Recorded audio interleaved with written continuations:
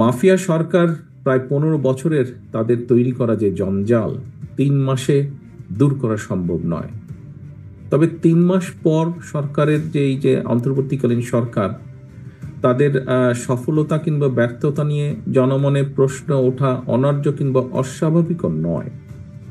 অন্তর্বর্তীকালীন সরকারের আমরা আগেও বলেছি যে একটি বিষয় বোধহয় ওনাদেরকে মনে রাখা দরকার, যে জনগণের সকল দাবি হয়তো তাদের পক্ষে পূরণ সম্ভব নয়, কিন্তু সরকার পরিচালনায় যে অদক্ষতা পরিলক্ষিত হয়, যদি অদক্ষতা দেখতে পায় জনগণ, সেটাও কিন্তু জনগণ আবার সহজভাবে মেনে নেবে না।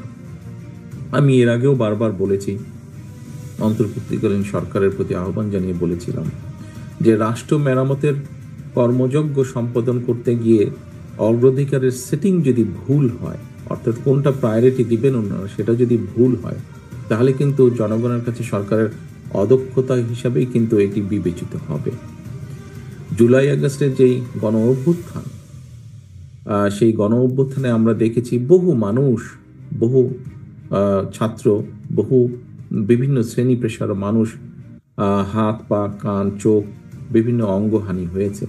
আহতরা সুচিকিৎসার দাবি নিয়ে দুদিন আগে আমরা দেখেছি যে যেভাবে হাসপাতাল থেকে রাজপথে বেরিয়ে এসেছে, এটা কিন্তু সমগ্র দেশের গণতন্ত্র প্রিয় মানুষের জন্য, যারা গণতন্ত্র ভালোবাসেন, মানবাধিকারকে সম্মান করেন, আমাদের বিবেকবান মানুষ যারা, প্রত্যেকটি সাধারণ মানুষের জন্য এটা একটা অত্যন্ত লজ্জাকর দৃশ্য। স্বাভাবিকভাবেই প্রশ্ন উঠতে পারে যে জুলাই আগস্টের ছাত্র জনতার যে বা জনগণের যে গণ অভ্যুত্থান, আহতদের চিকিৎসা নিরাপত্তা কেন অন্তর্বর্তীকালীন সরকারের অগ্রাধিকার লিস্টের নেই, বা থাকলেও কত নম্বরে ছিল?